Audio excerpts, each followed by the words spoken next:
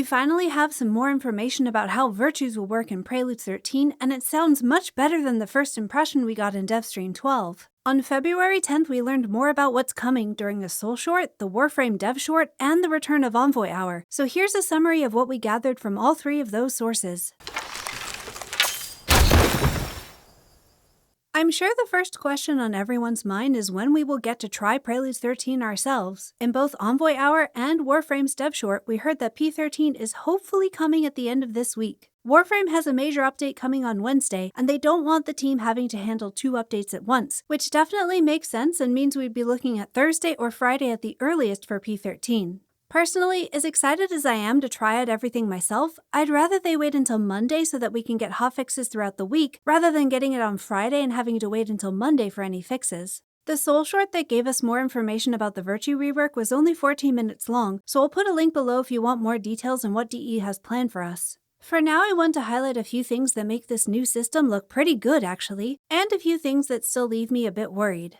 Let's start with prisms. One of my biggest concerns after DevStream 12 was the accessibility of prisms, especially for new players. Now that we have more information, it sounds like this won't actually be an issue. Each envoy will automatically get a prism aligned with the starting pack they choose, and then they'll be able to go talk to each faction's representative to get the other 2 starting prisms, but you won't need to swap factions to do so. I love this idea. It gives new players a reason to check out all 3 faction enclaves and learn more about Alka and its various characters. In our current build, you're unable to speak to faction NPCs unless you possess their faction talisman, but this will be changing, and hopefully the new dialogue options will help new players understand the process of building talismans and faction swapping, although I still think a week-long cooldown for swapping is too long. Overall, I think this is a great way to provide easy access to each of the 3 starting prisms and introduce new players to Soulframe's factions.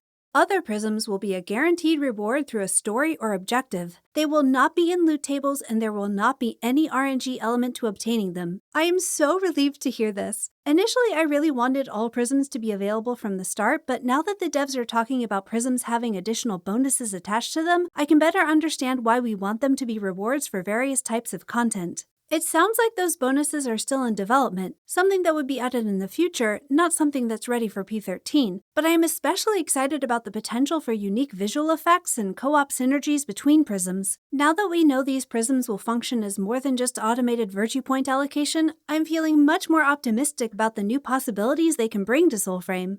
We did get a bit more information about damage scaling, but I wish we'd gotten some actual numbers here. Sarah told us that weapon categories are now standardized to align with an attunement.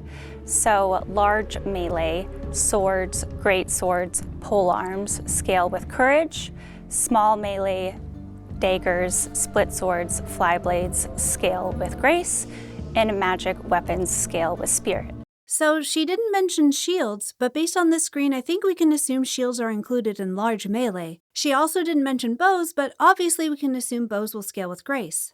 Now, if we just look at attunements, I'm cautiously optimistic about what I see here. My biggest worry with Preludes 13 was that as a bow main I would be confined to only grace builds, but it's clear that this is not the developer's goal. The majority of weapons in Preludes 13 will actually have split scaling. Between this and how virtues will affect their aligned Pact Arcanic, it looks like the goal is to incentivize mixed virtue builds, while making single virtue builds still viable but more niche. Which sounds good, but there's one big problem I still haven't heard the devs talk about. In Preludes 12, split virtue scaling is weaker than single virtue scaling. Your pips don't correlate to a specific amount of bonus damage. Instead, the pips represent scaling tiers. So, an unblessed paragon scales off all 3 virtues, but only at tier 1 strength, whereas a blessed paragon scales off a single virtue at tier 3 strength. I do love the idea of split virtue builds, so I hope P13 is coming with changes to how our pips work and what they do.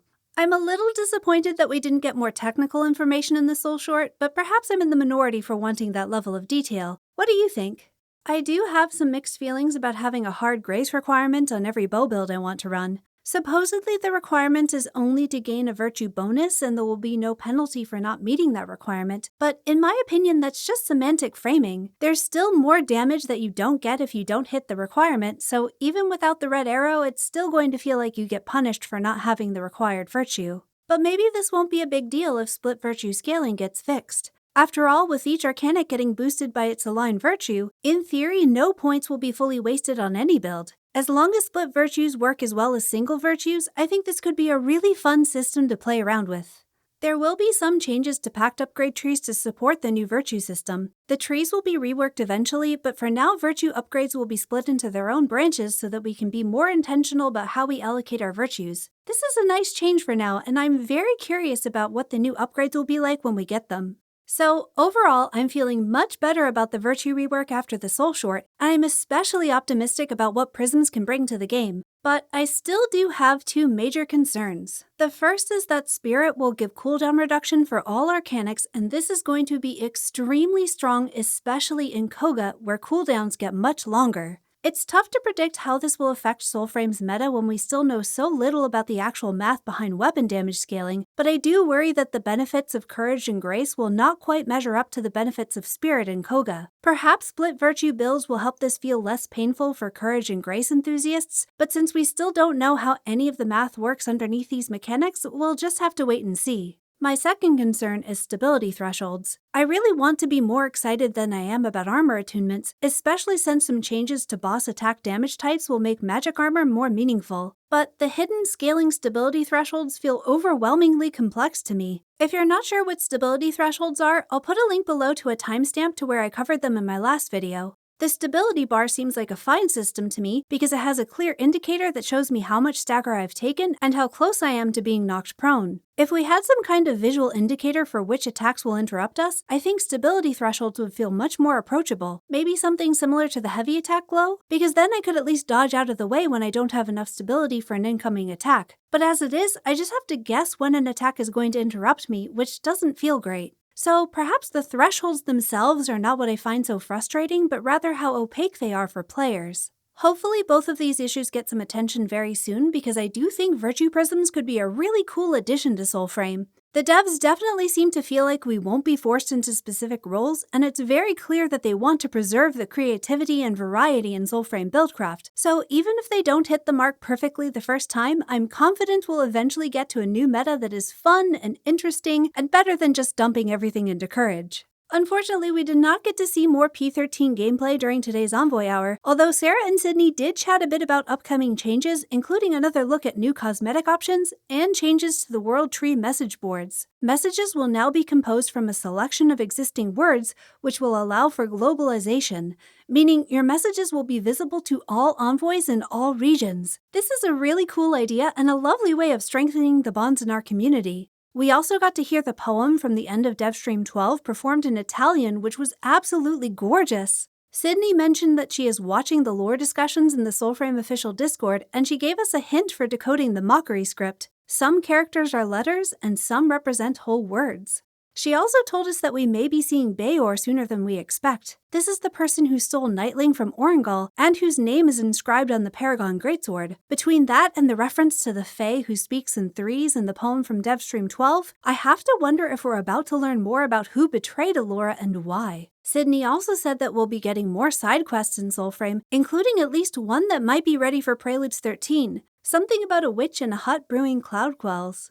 And of course, the organ encounter is coming too, so we've got lots to look forward to in Preludes 13. I'm feeling much better about prisms and cautiously optimistic about virtue scaling. Maybe we'll get to try everything in a few days, but if we have to wait until Monday, I'll be happy to have the team ready for hotfixes. If you want to try out Preludes 13 yourself but don't yet have access to Soulframe, you can get a code as a Twitch drop from the next episode of Envoy Hour on February 24th at 4 p.m. Eastern, or you can enter my giveaway using the link below. It's completely free to enter, and 10 random winners will get a Soulframe Preludes access code. What bonuses do you want to get from Prisms? Are you more excited about visual effects, combat enhancements, or co-op synergies? Let me know in the comments.